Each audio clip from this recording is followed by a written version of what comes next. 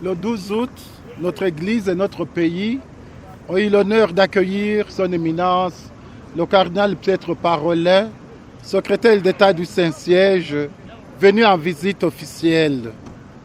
Nous l'avons reçu avec une grande joie et exprimons notre gratitude au gouvernement burundais pour l'accueil digne de son rang lui réservé. Cette visite restera mémorable tant pour notre Église que pour notre nation à raison de son importance exceptionnelle.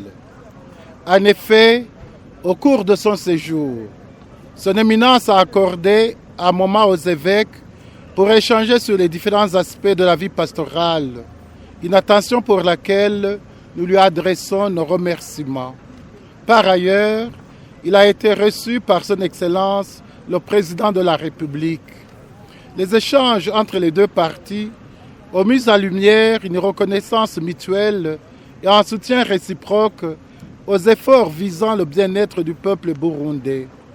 Dans ce cadre, sous le patronage, des accords spécifiques de mise en œuvre de l'accord cadre signé en 2012 entre le Burundi et le Saint-Siège ont été signés le 13 août dernier.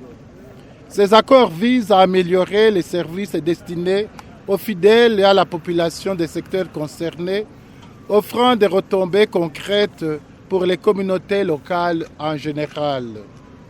Ensuite, la présence de son éminence a constitué l'opportunité de marquer de manière solennelle la clôture de la commémoration du 60e anniversaire des relations diplomatiques entre la République du Burundi et le Saint-Siège. À cette occasion, l'Église du Burundi exprime sa profonde satisfaction quant à la solidité et à la qualité de ses relations. Elle adresse également sa gratitude au gouvernement burundais pour la récente décision d'établir une ambassade auprès du Saint-Siège, geste hautement significatif qui témoigne de la volonté de se rendre disponible pour les Burundais, en l'occurrence les prêtres et les consacrés qui auront besoin de ces services. De surcroît, la visite du secrétaire d'État du Vatican au Burundi nous lègue des lieux symboliques porteurs d'une profondeur inépuisable. Le monument de Minago, là où Monseigneur Michel Courtenay, nonce apostolique, a offert sa vie le 29 décembre 2003, ainsi que le mémorial lui dédié à l'Annonciature à Bujumbura, prolonge son œuvre pastorale. Il nous rappelle sans cesse son appel à la réconciliation et à l'amour fraternel, nous invitant à vivre dans l'unité, à nous aimer les uns les autres, comme nous a enseigné par sa vie et son sacrifice. Le centre de santé qui sera construit à Minago et dont la première pierre a été béni par son éminence, ainsi que le grand séminaire Michael Courtenay, qui sera érigé à Ruyigi, deviendront des liens de formation et de rayonnement pour la communauté. Leur existence rappellera que le sacrifice de ce serviteur de Dieu demeure une source d'inspiration pour la justice, la paix et la réconciliation. Son éminence nous laisse un précieux héritage, la basilique Saint-Antoine de Padoue de Mugera, une église du pape confiée à l'église locale.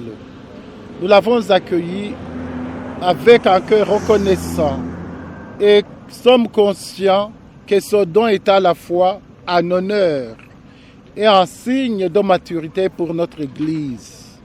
Il nous invite à marcher avec plus de foi, de zèle et de responsabilité sur le chemin de notre mission. Enfin, nous ne pouvons pas clore notre propos sans rendre hommage à la sollicitude pastorale de son éminence, qui a pris le temps de rencontrer prêtres, consacrés et séminaristes.